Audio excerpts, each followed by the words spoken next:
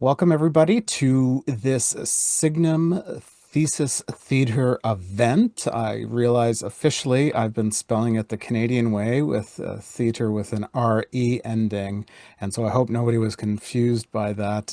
It's just officially it's E-R. It's officially going to be that on the YouTube video. We are broadcasting in our separate locations, but this video will be on YouTube and is being recorded, and it will be part of our Signum University collection of thesis theaters, dozens and dozens of them. Some of these have gone on to be papers. A lot of them are in our library. Some people have taken this work to teach in the classroom or have gone on to other degrees, other graduate degrees, PhD, that sort of thing.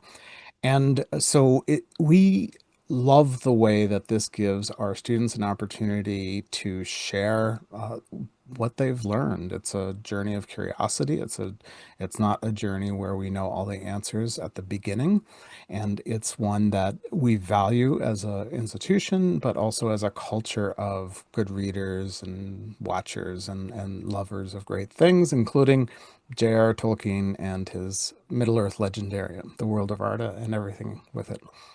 And so and I am not merely the host, I'm also the supervisor of this project. Jeffrey and I have been working together for, I guess, a year, a little over a year, something like that. Yeah, or coming on a year on this project. And so it's a special privilege to be able to, create this venue. It's not a defense. It's not like the Viva Voce where, you have to fight to the end, right? The good best defense is a good offense. It's not that sort of event. It's really a friendly way to do this. We'll be starting off. We'll introduce Jeffrey, and he'll introduce his work, and then I'll start with some questions, and then we'll open them up to questions that you might have as the community more broadly. Okay. All right. So Jeffrey, uh, y- before I go into your bio, in terms of just years, so like not the number of days or something, were you in like primary and secondary school longer or in like graduate school longer? I'm just, Ooh, I would say technically graduate school has definitely been longer than the K to 12 experience. So I had 5 years at Concordia Seminary, and now this is, I guess, my sixth year at Signum, okay. taking classes leisurely as we acquire Yeah. children. That's yeah, that's right. Yeah. And in this period you've participated, you've given life to three with us, right? Yeah. Yeah, we Three have children. three children living and two resting with the Lord. Mm. And could you just could you one of these children was like born during this thesis process, is that right? Yeah, she was unexpected, and so her name is Merowyn, Oh, which okay. everyone thinks we yanked from Tolkien, which Yeah. I guess we did because it is Old English for my delight. And so Yeah. we just finished the first semester and found out that we were blessed with our daughter, and now she is here. There we go. That's right. Um, and you are, tell us a little bit about your role. You're a Lutheran minister, and tell us about that community. And right now you are a church pastor, like in that situation, church minister, and then but also working in an education setup. Could you just tell us a little bit about that? Yeah, so up until the last week, actually, I was the senior pastor of St. John's Lutheran Church in New Boston, Michigan, and also the de facto head of our school. And so, if any weird administrative things came up in the school, I was kind of the final authority or the final point of wisdom and contact for any of the decisions that were made. And so, just recently, as my bare walls behind me indicate, I just got called to a new position in Iowa. And so, in 2 weeks and 3 days, I will have relocated all my worldly possessions to Iowa. And I'm excited about the opportunity. Strangely enough, the freedom not being a head of school has to the role of Yeah, that's the right. pastoral care of the souls. Well, it might be interesting to try a season where you have one full-time job instead of two, right? And then Oh, yeah. plus the third one of being a student, which I'm sure you'll still read. Jeffrey, I don't know. I didn't prep this ahead of time. You don't happen to have like your marked up version of The Lord of the Rings or that notebook with you, do you? Because It is. it's It is in pretty a box at home. So as that's why I went with the illustrated edition or illustrated by Tolkien edition because it had the widest margins. it has the widest margin. So it's like a perfect reader's edition. And then you're moving to a new position. So like so this week you're finishing your thesis theater and then you also have a graduation locally, I think, right? Or some Yep. sort of celebration event, and then moving, and is there like another wedding along the way? Yeah, And then, naturally. yeah, naturally settling into a new house and then graduating in a couple of weeks from Signum University. Sounds like a good month, right? In terms of you're not a person who's tended to boredom or anything, are you? No, so it's we had joked about June 23rd is my own personal eucatastrophe when hopefully my daughter is settled and we're in a house and in a new position and receiving new pay and the diploma's in the mail and the Yeah, move and everything is done. that's right. And then everything is is perfect, perfect from the here on in, right? Right. Good stuff. Well, okay. Well, so you've been at Signum. I've taught a couple of classes, or precepted or taught in different classes that you've been in. You took your whole project, all these different courses. But what we're going to talk about today, you kind of, I mean, it was on your mind, or something like it was on your mind. I don't know, like at least 5 or 6 years ago. Is that right? It's longer than that. So I had never heard of The Lord of the Rings until the first Peter Jackson film came out, and I was immediately enchanted with it. And so I went out and bought all the books. Still have my first copies of it, all now in a box. Yeah. And in it, you get to the end of the Return of the King, and the line "Have all sad things are all sad things becoming untrue" um, stuck with me. This is well before I was even really a Christian, well before any of the pastor stuff, well before writing a thesis about it, and just what was Sam specifically asking about, and uh, I've remained enchanted with it ever since. And then discovering the Tolkien professor, discovering Signum, being granted this dispensation by my wife to pursue continuing education. Um, which she teased me about for a while, saying I'm getting a master's in Lord of the Rings, but I'll take it. And Yeah, that's right. Yeah. that question is something I've always wanted to plumb and dive into. And through the encouragement of the faculty at Signum, I've had the opportunity to do so. Awesome. And we're going to come back for those that get the chance to read the paper, the thesis. That is a refrain that kind of that particular phrase, um, uh, things come bad things come undone. Oh, sorry, say the phrase again. I already just messed it up. It's all sad things will become untrue. Yes, all It's, sad things will become untrue. Very important is a refrain that goes through the piece, and so I'm glad that that has that kind of bookending quality.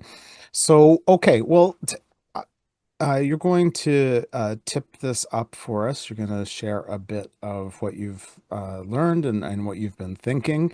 If folks will be doing more like outside of the like more conversation or bigger style questions or connections a little later, but I will be watching the chat if you have particular questions along the way, like if there's a clarification that you need or something seems to have failed, then we can address that right away. But for the most part, Jeffrey, you're going to, I think, share a screen, you share slides with us, right?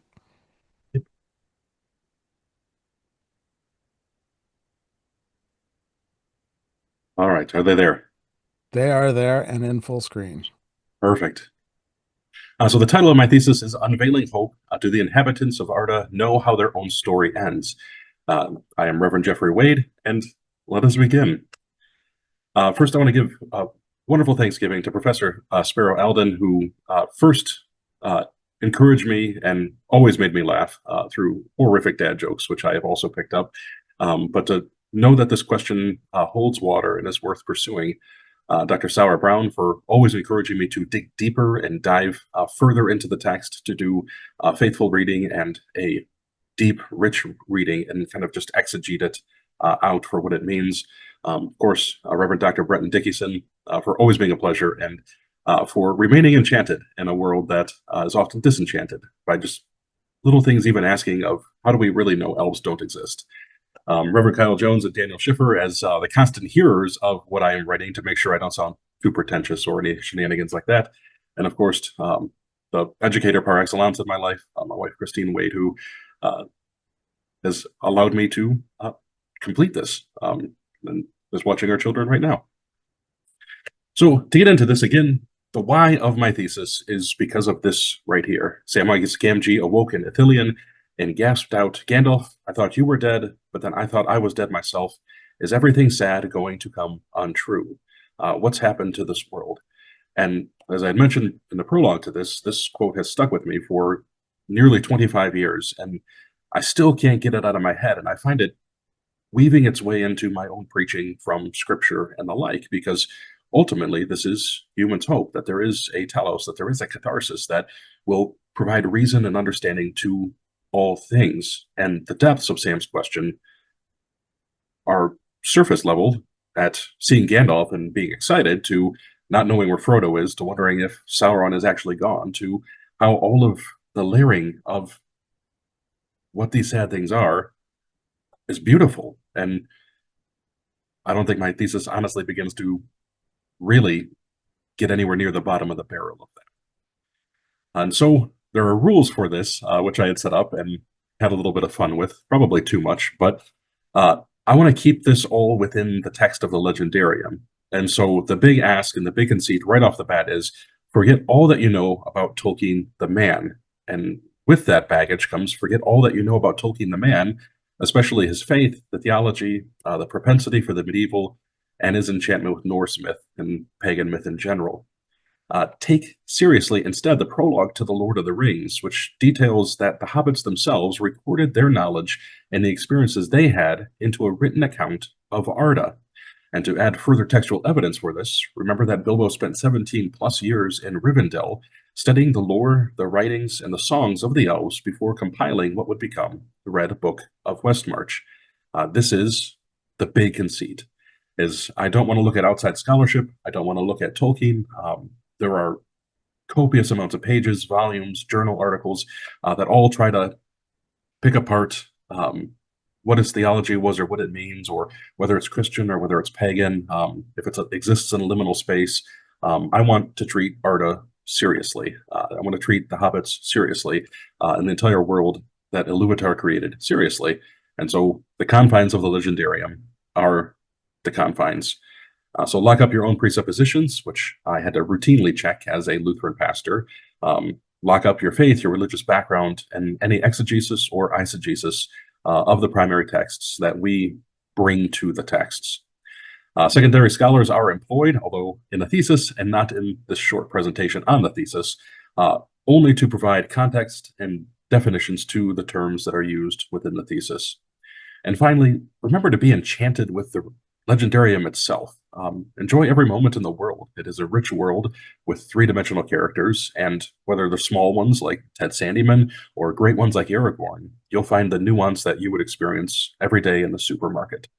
So again, sticking with just the legendarium. So the logical flow of my thesis is as follows. To begin, you have to have kind of the end. And so to end, you have to have the beginning. And so the idea of Iluvatar, who is Iluvatar, who is this god, what is creation like? Is there a hint of the end in this creation account that's been handed down? And how does creation become discordant? How does it become marred?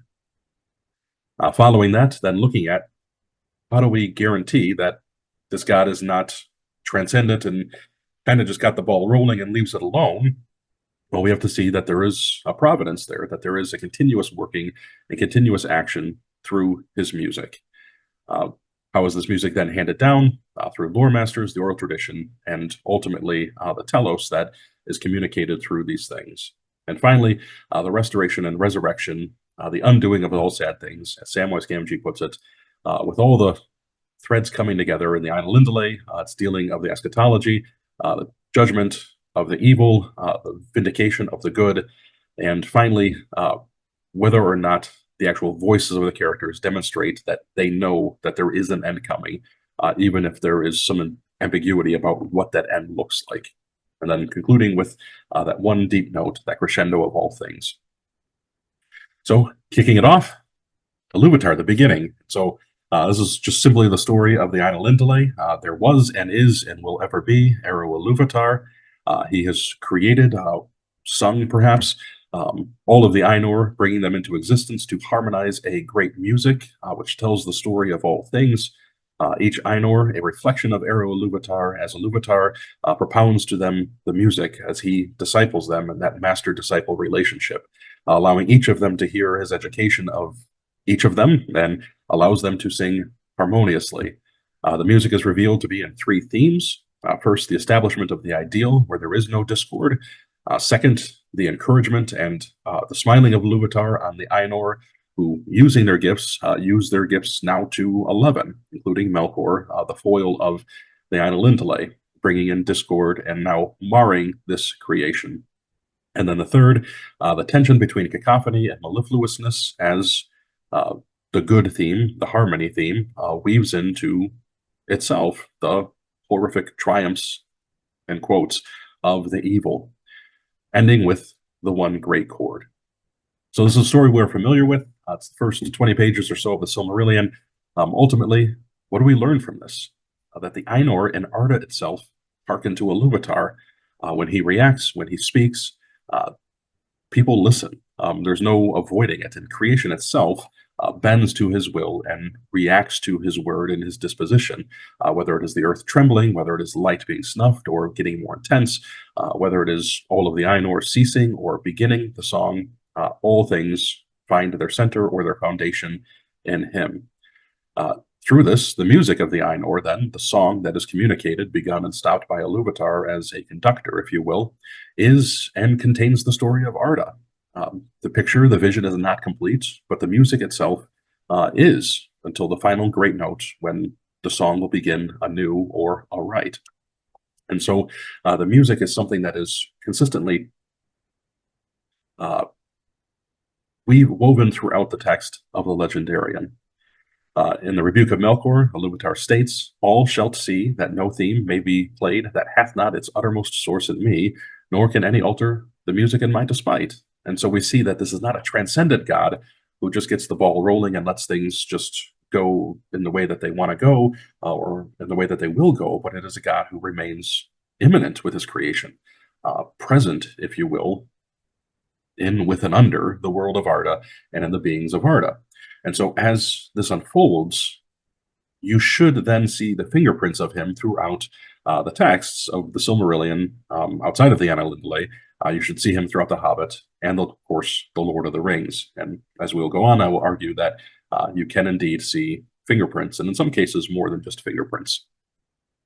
And finally, you get the discordant Melkor's, the discord of Melkor, which also echoes throughout all of the time in the world of Arda. There's no escaping it, as the same repetitive note echoes throughout the land and throughout those who are embodiment of it. So the continuing presence of the music of the Ainur, what is recorded is that the music of the Ainur lives yet in the echo of the water. And so the water actually becomes the embodiment of the music, or the music remains within the water. And so throughout the Silmarillion, the Hobbits record and underline very clearly that whether it's the deep depths that no one's seen, the dew of this top of the grass, the rain, the springs, the rivers, the seas, the lakes, the ponds, the ditches, whatever it may be, the closer one is to water, the more harmonious one lives to Iluvatar. It's the reason why Melkor and his discord could not subdue the sea. They grew to hate it because it was a reminder ever of the harmony that was set and involved in the creation of Arda. Olmo, as a contrast to this, who is most deeply instructed in the music, speaking to those who dwell in Arda by means of all seas, lakes, rivers, fountains, and springs. And ultimately, it'll be Olmo who begins to create the passing down of this lore, the communication of what is aright and what is good.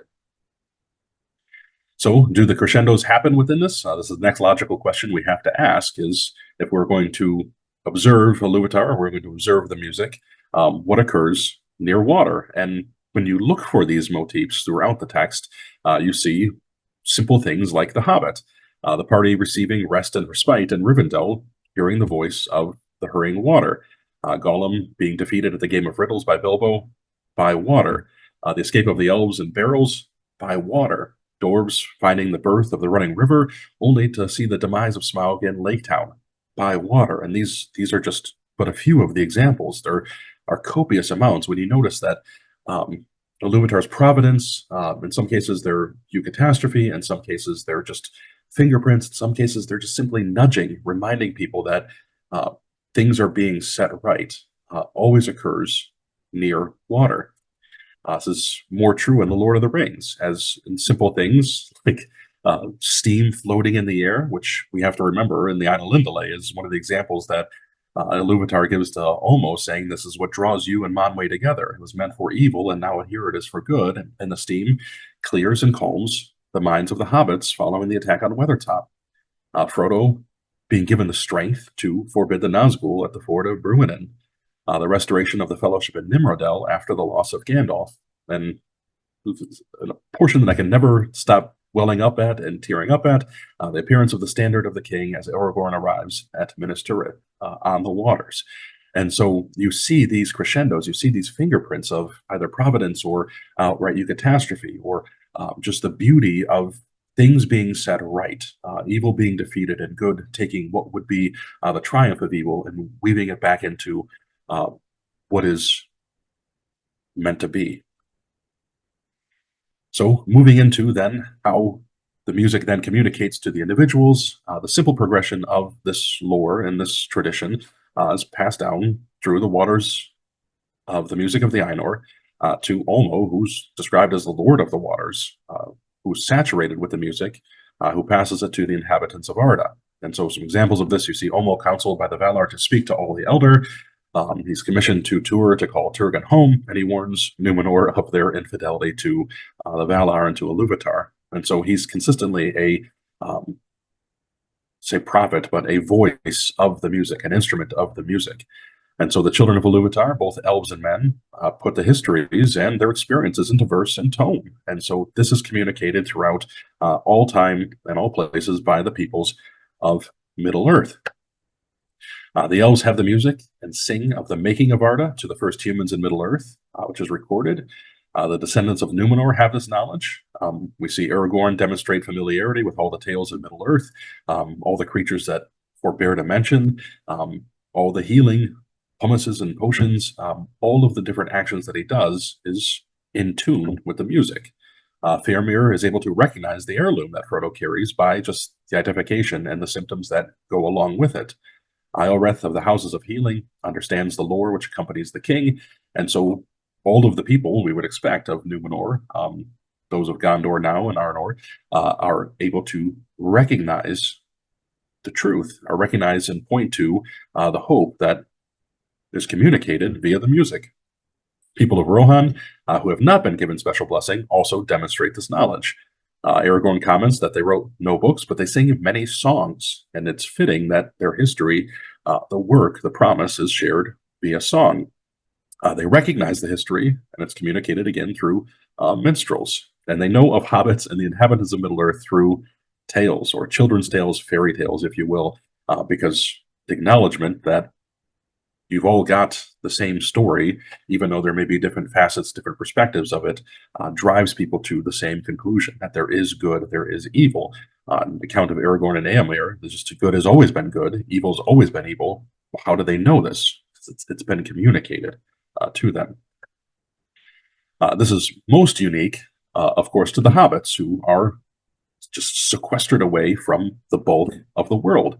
Bilbo himself yearns for news and any old songs and tales that Frodo can come by, recognizing that there is truth and beauty to them. There's goodness in them. The four companions know to be afraid of Moria. Why? It's got to be something that's been inculcated or given to them. Sam is familiar with the old tales which surround the elves. Even as I had mentioned, the reprehensible 10th Sandyman remains aware of the old stories, the gossip, and has suspicion about the old tales of elves and dragons. And so he even acknowledges that there is a familiarity there between the world's history and his own history, culminating with the realization that Frodo and Sam make in Ithilien that all of these disjointed stories are actually one story. This would be akin to humanity picking up the Byzantine history, Turkish history, Roman history, Greek history, American history, and then just realizing this is all the world's history. This is all the knowledge that we have, and we learn them as songs, we learn them as tales, we learn them as lore, and yet this is all true. Just different facets of it. Now there is an Oliphant in the room, which is of course the Athrabeth Finrod Andreth.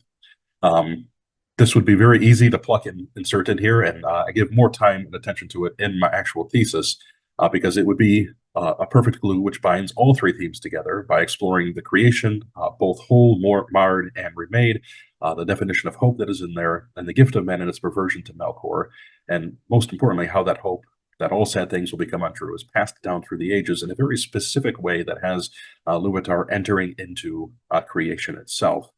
But to remain consistent, this text is considered apocryphal to the legendarium simply due to the fact that it is not in the Silmarillion, the Hobbit, or the Lord of the Rings, even though Christopher Tolkien notes that it is both complete and had authority for his father. And so to remain further consistent within the rules, I give some plausible reasons as to why it is excluded in the thesis, but they all center on Bilbo not including it into the Silmarillion due to the sacred nature of the elves, the conversation and history that it has there, for the protection of young and immature minds, similar to how some Christian traditions refuse to let children read Song of Solomon until they're 18 or something along those lines, and to not overdwell on death to the point people forget to live. And I think that is, that last one I think is probably the strongest because it's revealed that humanity has a tendency, especially with the line of Numenor, to build greater tombs than houses for those who are alive. And so I'd say that's probably the most plausible, is if we focus more on death, you do indeed forget to live. So into the restoration and the resurrection about this, the music being played rightly. Are there instances of this within the text? And so you have again the rescued Joy and Ithilien at the departure of the shadow.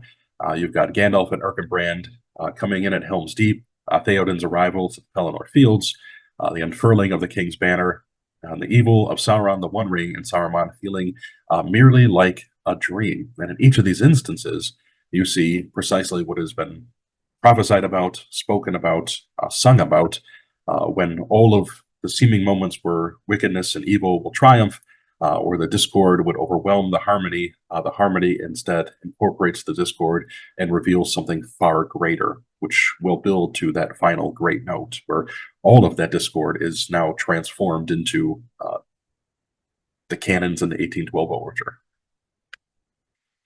This is all due to Ilúvatar's providence through the music, because again, the themes of Ilúvatar shall be played aright and take being in the moment of their utterance.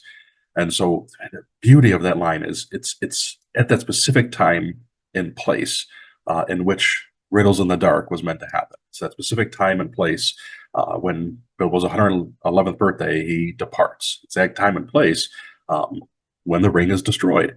For all shall then understand fully his intent in their part, and each shall know the comprehension of each, and Ilúvatar shall give to their thoughts the secret fire, being well pleased. And so this is driving towards the end, and you see the evidence and the fingerprints of it within the text itself. You also get just facets of it through the judgment of evil. Melkor casts through the door of night into a timeless, empty, everlasting darkness. The abyss in which he was searching is the abyss that becomes his prison. And so that discord is eventually imprisoned in one way or another.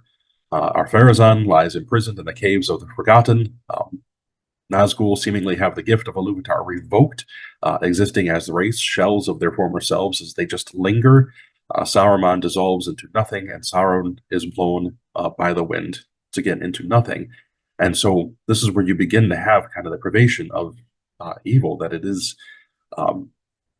ontologically nothing, while at the same time being an absolute existential threat, something that needs to be overcome so that way it can be woven non-existent into the crescendo of the good.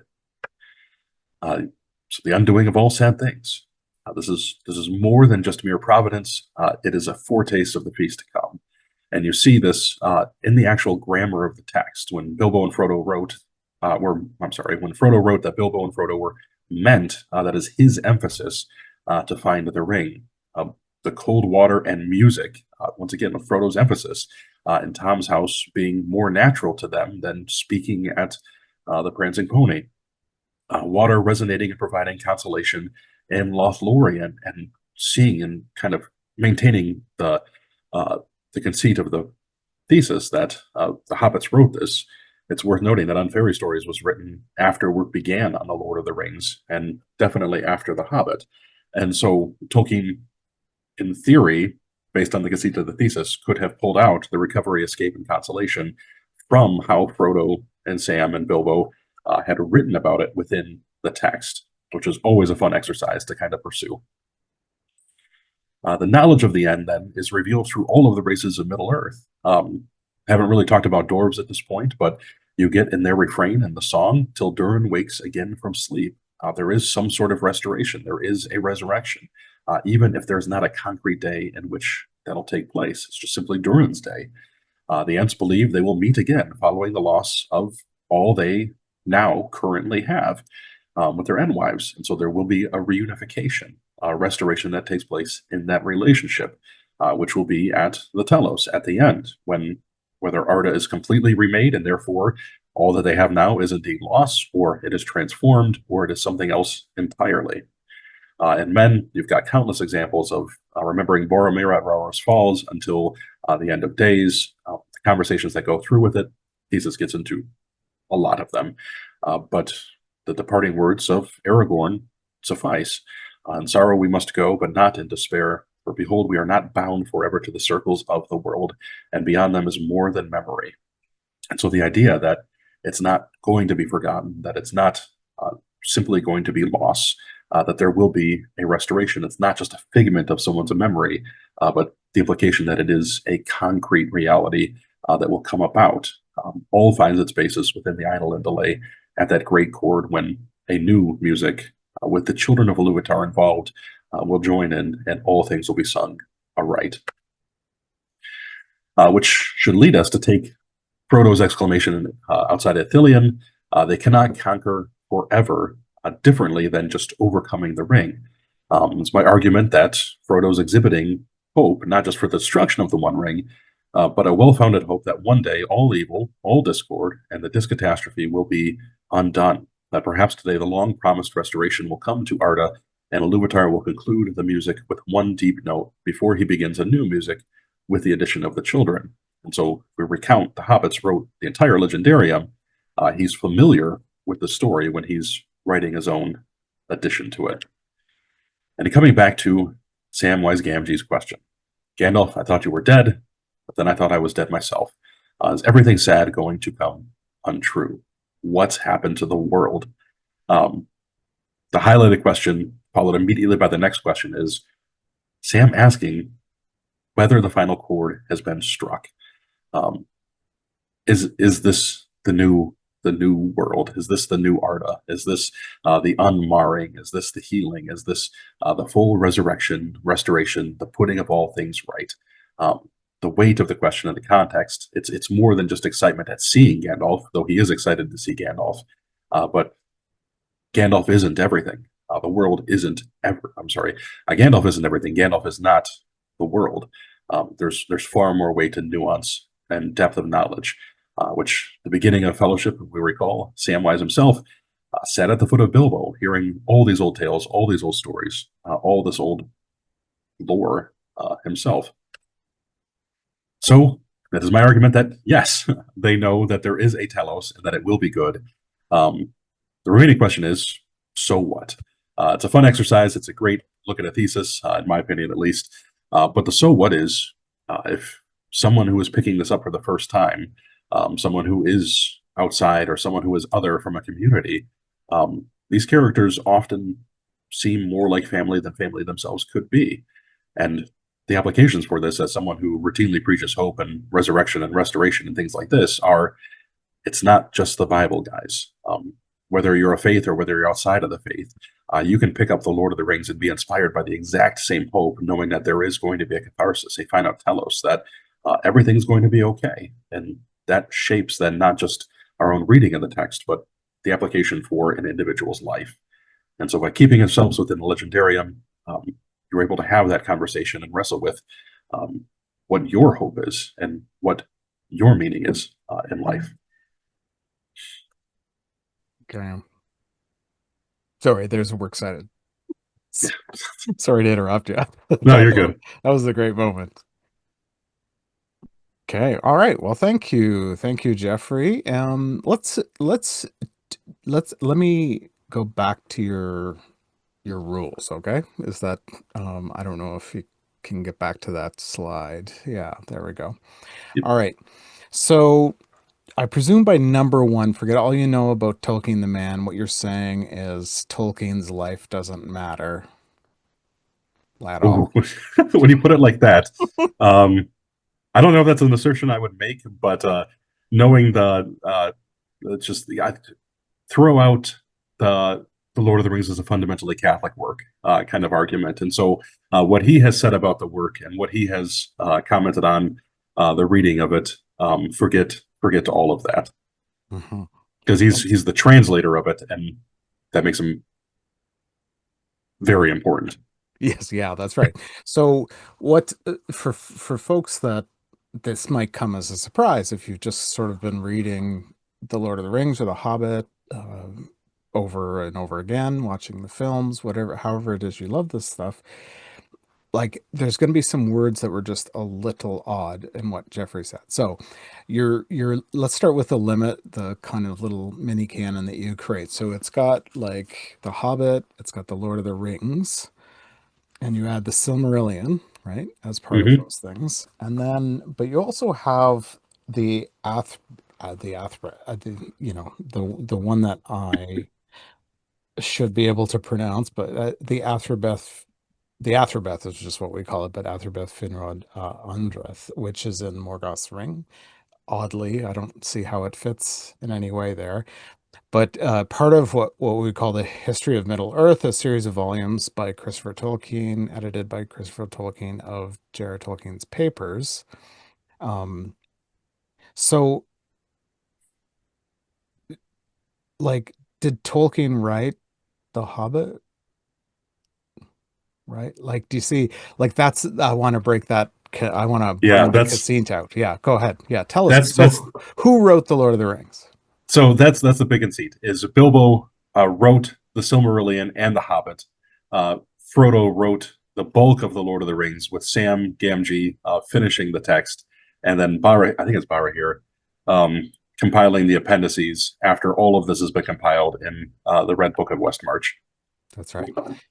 But it includes some theoretically this whole corpus. So Bilbo gets it going, Frodo brings it to completion, Sam, there's these other minds and hands that go into the completion of that one kind of book. But behind that there would be things like the lore that you talk about, the stories of the elves passed down, and so there's other authors in that sense. But you're saying like Frodo wrote The Lord of the Rings in the way that we experience it, right?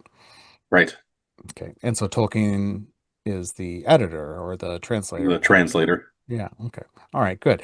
So now, just so everybody knows, so the rule is then the rules are about sealing off the world and saying, okay, what do people know when when these things come up in our world? Someone might say the sweet by and by, or you know heaven is sort of passed on to a pop culture entity in much of our world. But, in the past, there would be phrases that signaled a kind of hope in heaven or the resurrection or something like that. And so really what you're doing is you're going through and looking for these moments and then seeing what you find, right? Right. Yeah. Okay. I think it's a great. I'm glad you did the rules of the game. You mentioned the word concrete kind of day, Durin's day, or concrete undoing, the retruing of the future, all the last chord. That's a concrete thing. This is a better concrete than the abstracts that we typically write, right? This gives us the concrete rules of the game. Mm. And so, does that mean like you've only just cherry picked those scholars that you've kind of mentioned briefly? That there's a handful in particular. You just kind of use them for quotations, or what role did they play in the research itself?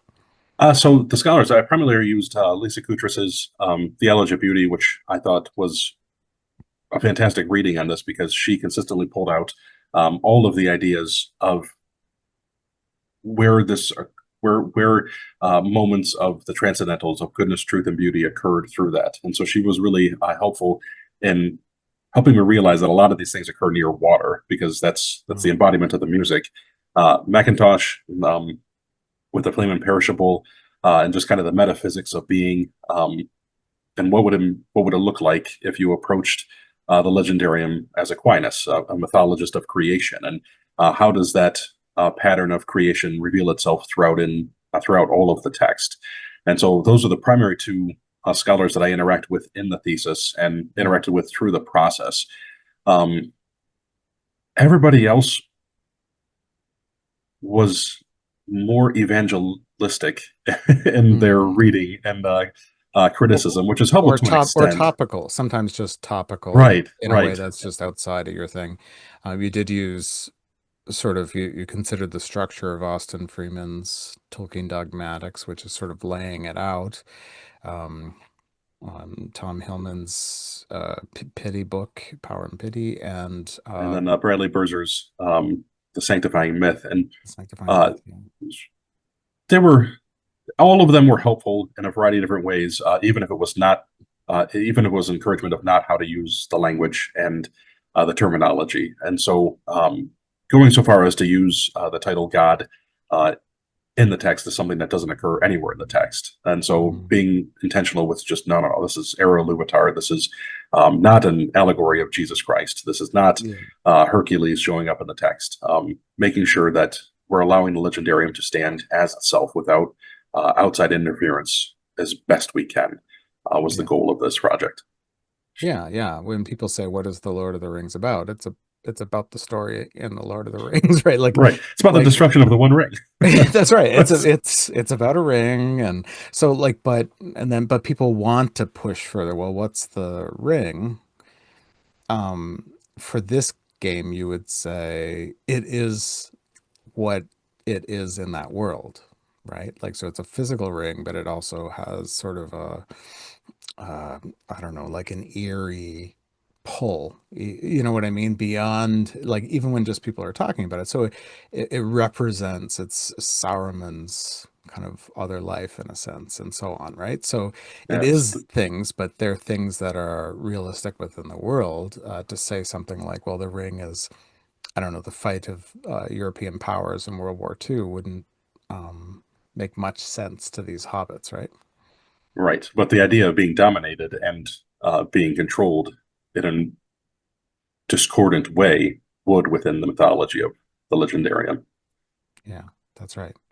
Um, you've got okay, so when you do this, what you did was you looked at, and you don't treat these first in your thesis, but it's sort of like in the second, third, I think, which is you look at the moments where there's these statements of expectation. Some of them are actually subdued in the text. You mentioned the Ents just simply hope to see they expect to see the wives again, or it's in them Yeah.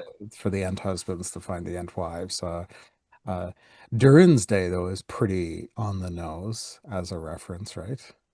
Yeah. So that's the beauty of it. And so you see the editorial emphases within the text by the hand of Frodo or Bilbo, which indicates that there's something greater outside that's not in the text, but you can find the fingerprints in the text. But it's through the songs of the characters, and so the bulk of that last portion about the restoration and resurrection is looking Mhm. closely at the actual songs and diving into them and seeing and pulling just here's where the end of days is referenced. Here's Durin's day. Here's the reunification or the reunion of the Ents and the Entwives. Here's Aragorn's um, in his farewell address that there is a reunion again that takes Mhm. place, and so um, Durin's Day is probably the most concrete example because it's actually labeled as a day, as opposed to the one great note or the end of days or things ambiguously. But even Theoden, like going to his fathers, the acknowledgement that outside of this is something greater that's going on, is going to take place. But it's almost all in the dialogue and all in the song.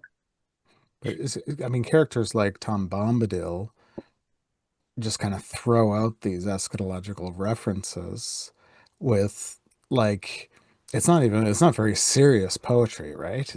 It's until the world is mended. This Until the world is mended, and then it echoes in um you talked about that, so like how Tom Bombadil gives this poem of liberation until the world is mended, but we also see that Frodo sort of echoing that language or fighting with that kind of idea too, like almost like in response to Tom Bombadil's thought. Do you know what I mean?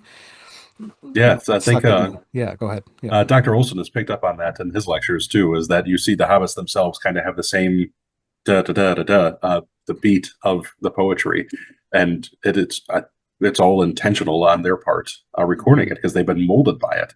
As Frodo says in the House of Tom Bombadil, that singing and song became more natural to them than speaking was, Yeah. because they were in tune, they were harmonizing again at the river's edge in Bombadil's house. Yeah, right. And unlike sort of a alcohol-filled debauch where the next day you find out on tape that you're actually not quite in tune, like this was almost like beyond them, right? Like it was, they just got swept up into it, right? Where Yeah, they discovered that they were singing, that kind of thing. it's and even that, like even his dream is like just the rain builds and builds and builds, and then suddenly just the crescendo, just it opens and it's all green. It's new, which is tenuously related to the telos, but Yes, it's yeah, still a picture of discordant being transformed and made new to lush green grass. that's right. Which is, I mean, grass is a very humble version of the sort of death and resurrection cycle of the year, right? That has that echo in the things. I mean, you see it even in that first song where there's the three layers, right? The layer of um, creation, the layer of discord, and then the retuning of creation or the bringing of the discord in. The cacophony becomes um, what's a word for It's what's the opposite of mellifluous. euphony? Yeah, no, that's what it. Yeah, mellifluous. Yeah, but I can't pronounce that one, so I say euphony. Cacophony becomes euphony. Um, Catastrophe becomes eucatastrophe, right? So you use that word eucatastrophe. Do you want to just give us a sense of what that means to you? Yeah. So where to begin on that? Uh, you could have like the rescue joy, the moment's darkest moment, the darkest possible moment, and so eucatastrophe is the sigil of the king on the banners floating in on the river on the corsairs. It is that ultimate restoration of all things, and so you see fingerprints of this, and so this is where you have to go outside of the text, because Tolkien himself draws the parallel to the death and resurrection of Jesus Christ being the catastrophic moment of human history. And I think, um, just personally, we've got that kind of pigeonholed into only meaning the big things, like the Eagles are coming, as everybody thinks. It's just Mm, like I'm going to fly the Eagles to Mordor, or the Eagles showed up, and therefore, like we're delivered now and everything's fine. But I think we've limited our view on this because if Tolkien himself, breaking the conceit of the thesis, uh, talks about it in terms of Christ, then looking at the gospel accounts of Christ, you see um, smaller versions of eucatastrophe that happen for individuals.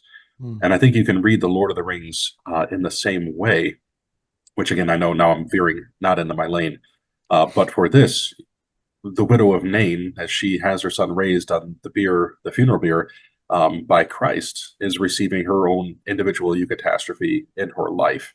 And so Frodo on the edge of Bruinen is given this providence, is given this moment where, I mean, all the like the Nazgul rode right by Glorfindel and Aragorn and all those guys, and are about to get Frodo, and yet in that moment, it's not a worldwide eucatastrophe or the Battle of the Armies eucatastrophe. It's one specifically for Frodo, where Providence is present. Luvatar is present again, Water's Edge, to intervene and make him turn and face it.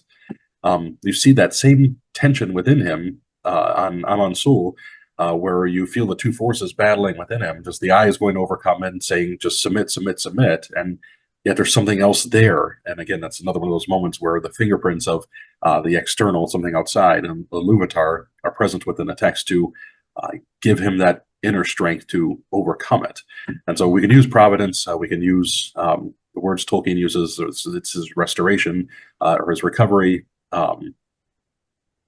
his escape from the dominant of Sauron, or consolation at Raros's edge when Boromir departs. But I think they all filter into um, this very idea of eucatastrophe. Which is the eucatastrophe, the good catastrophes, the fairy tale pattern. And so, yeah, we see it in the big things.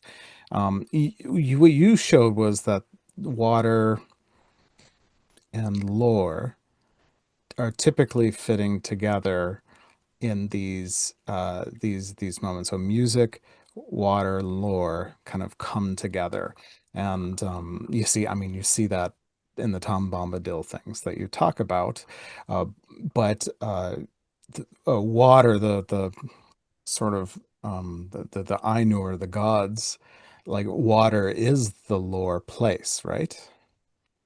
Yeah, and that's like a 25,000 word thesis. You can't ignore the flame imperishable, because like just the light that it offers, and I mean Gandalf and the Balrog, secret fire, um, just even the embodiment of the stars and the flames in this is, you want to go there and you couldn't. I wanted to go there, I couldn't go there. Just Yeah, the length of time, but there's, I would say it's definitely um, just the water, the fire, and the lore of Iluvatar himself. right. Which is really what we mean is what, in that sense, water, fire, and song, or music, because the lore runs through all three. You know, a lot of the lore that happens is in poetry or song, right? Certainly with Tom Bombadil, and the creation is that musical creation. All of creation is a song. Those sorts of things. Where does like where does the flame fit, or do you need to do the other project in order to kind of make that fit? Because like creation is like music, and then the lore embedded in water, and then these eucatastrophic or providential moments around or in or within water. Yeah, that honestly, I could wager a guess, because I mean, like a lot of these songs are sung by the hearth, and Yeah. I don't think you could ignore that. But fire is also very heavily associated with, I mean, the Balrog, flame and Mm. shadow, and just the furnaces of Mordor and the like. And so I think um, there's a thesis on the artificiality of Mordor and the Balrog's fire compared to the flame imperishable and the harmonious one. I would argue probably at the hearth, but Mhm. I only begun to scratch the surface of that That's right. So and this had to is this is abandon that instantly. excellent. So this is part two. All right, Right. if anyone has a question or comment, I'd be pleased to take those. As what I'm trying to do is kind of flesh out the by stopping at different points in your presentation, kind of allowing us to pay attention to the particular moments that are there.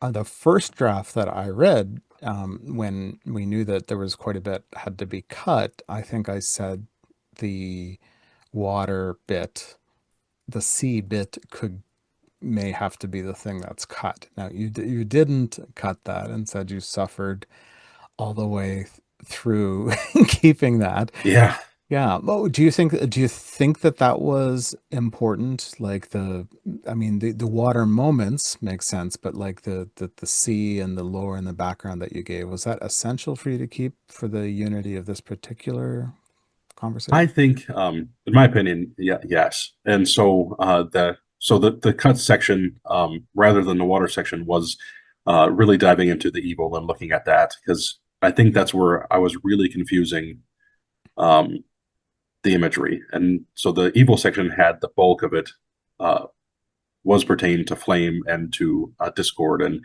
the marring.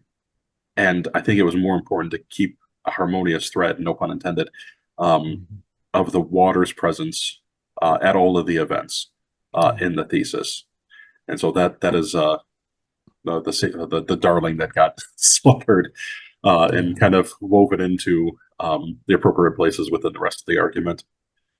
Right. The marring of Arda, the Lapsarian like legends, like it's not just one thing, it's a series of things. Like the marring of Arda's its transformation, which includes water and flame, presumably flame. But like the fall of the Noldor is like there is a water thing, and Numenor, right? Like so water becomes important. Although so this one, just to kind of challenge this, I'm thinking of one of the moments of eucatastrophe. So Sam and Frodo have just had the final battle with the lure of the ring, and um, it lands in the flames of the mountain, and Sauron is defeated, and now they have a long walk.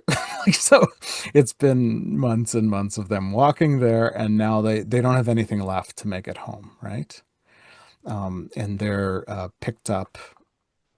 The real eucatastrophe is the Battle of the Ring, and then the Frodo and Sam, their friends, are out trying to draw Sauron's eye to them in what they know to be a losing battle in order to give them a chance. So that's where the kind of capital EU catastrophes are happening. But we have the moment where Frodo and Sam are saved for the future, even when the hope is lost. Um, is it the lack of, like, the absolute lack of water that's significant there, or So that's yeah, what's fascinating very about that. dry. Yeah, Yeah. And so, one, it's very dry where the seat of discord is in Middle Earth at the time, which is yeah, also more than just coincidence. But you get right before that. I think it's the last time that they sleep in Mordor, comforting, or it's the first time they sleep and actually get rest and comforting, mm, is when they find the smallest trickle of water go through, and they fall asleep looking up and seeing the clouds had parted and one star was yeah, in the sky shining down on them, which is again yeah, the fire and the water motif. yeah, And then from that point on, I don't think water appears in their narrative until they're in Ithilien when he awakes to hear the sound of running water. And that's so right. um, the deliverance, the providence, the eucatastrophe happens where it otherwise shouldn't. Yeah. For that one would be my response to that. And so they depart the water and they're picked up and then they're brought back to it, the lush green land of Ithilien. Mm. Yeah, from the midst of what is the fall of Sauron's physical, like he's put his soul into something, infused it with something physical, and so thus the destruction is physical. It's geomorphic, right? Like it's geological, right? And so yeah, no, it's and I'm sure we could find kind of more instance. Like, like, is it time? Can I do it now? Like, can I say? So, like, do you think that like Tolkien is like flame and so fire and water and lore and the music? So once he has the music as the creational element and the discordant element, and then the musicizing, the euphony moment, right? Once that's worked out, like, do the other things just sort of naturally fall in for Tolkien, or is it for him? Like, would he have seen this theme? before you pointed it out to him? It's from what I've read, um, he would either see it as subconsciously present, whether or not it was intentional. Hmm. And Yeah. so I think it was Berzer who titled him as like a prophet translator or something like this. That this the whole idea of the mythos came outside of him and was given to him, in the way that Ezekiel was inspired to write Ezekiel and things like that, Hmm. which is maybe showing your hand a little much with that idea about it. But then you read about it with Tolkien. One of the first drafts of the work of the thesis had mentioned him literally saying that. Like, I had no idea what was going to be seen in the Mirror of Galadriel um, until I wrote it. And so Yes. you can't. If I were to sit down and write a novel, Lutheran theology would creep into it without my intention, whether I That's right. wanted it to or not. And so Tolkien, being a Vatican I Roman Catholic, is going to have the imagery of that bleed into it. I think actually Father Andrews had talked about that is you inevitably write what you know in his thesis theater, and Hmm. it bleeds into it. And if this is the story that you believe and adhere to, um, everything that you do is going to be informed by it. And so uh, would it be fair to say that the flaming perishable is the Holy Spirit? Well, in one sense, yes. Is the water akin to being baptized into Christ? One sense, yes. Is the music coincidentally the Logos? Well, in a sense, yes. But it is only that, or is it only that? I would say no.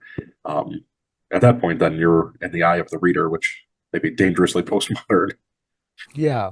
Well, or just normal too, right? Like that's just how we read. A great story will be able to fill with all kinds of things. But when you close off the walls and you say, well, is that what Frodo thought, or is that what Aragorn, taught his children, or so on, right? Like that's not the case, right? Like, Right. And so you're left with it being passed down that the music is in, or the water embodies the music, and coincidentally, all of the events happen um, near water. yeah, yeah. I mean, I think people we we're tempted to do it upside down. We might say, oh, well, this is sort of like a baptismal scene, and so this is sort of put in there. But no, it's like baptism is what it is because of the nature of that reality to begin with, right? Like Right. it's not there, it's not accidental, right? Like the self-giving nature of the cross is built into the cosmos and built into is in God's relationship with God's self and so on. So it's no wonder that Tolkien's world is built in the same kinds of ways, right? Is it a eucatastrophic world? Is that in the music? Eucatastrophe itself. It's the term or the idea. Oh, not the term. No, Okay. Yeah. No. the term is our term. But in the same way, like we might say the word leitmotif, like we learn these words outside of like in our outside world, in our primary world. But when we go to the text, we have these words in our minds, right? So yeah, I would say on this slide, just in page 17 of the Silmarillion, for Luvatar to say that everything finds its source in him in a rebuke of somebody that is discordant. Um, that would be my primary answer, is that yes, it's built into the music, because the music is the Iluvatar's, and even when it's tried to be ripped from him and put in a different direction, he brings it back and sets it right. And that setting right, whether great or small, is eucatastrophic in the instance. Awesome. Well, that is it. We're at the end of the hour. You have presented your ideas. This is the end of this thesis after these years of working on it. How do you feel? Eucatastrophic. Which sometimes takes days, right? Right, right, It takes- yeah, and I still do encourage you to actually fill out the paperwork to graduate and all those things, which don't feel quite as mythic, right, as putting being on YouTube or writing tens of thousands of words or all the rest. So right, right. Yeah. Well, look, I really appreciate your work. This is a smart thesis. It's written in a way that is understandable to fans who just bright readers, not academics as a whole. And it's not even theologically that complex in this sense, right? It's a really focused thing, and so I really encourage people reach out to Jeffrey to get this and to do your own experiments. I think, right, with those rules of the game, right? What did Frodo and his descendants hand on to us? Well, that's what we have, right? And then so what's inside that world? What does it mean? And those, I think that's a great experiment. So congratulations, this is it. You're Thank done. you very much. You're master again. You've been remastered. I'll take it. Yeah, that's right. Well, it's like all the Beatles is remastered several times, but you're remastered at least once. Okay. All right. Well, thank you, Jeffrey, and thank you to everyone. And for those that are watching now and in the future after this particular live stream, I encourage you to check out Signum University's Masters of Arts program. That's right. You can get a Masters of Arts in the Lord of the Rings. You can become a master of the Lord of the Rings, which sounds scary in and of itself. But Tolkien studies is one of our more popular paths, as well as languages and other kinds of imaginative literature. So reach out to us if you have any questions and tell a friend. This is a great way to read, I think. Cheers. Thank you. Okay.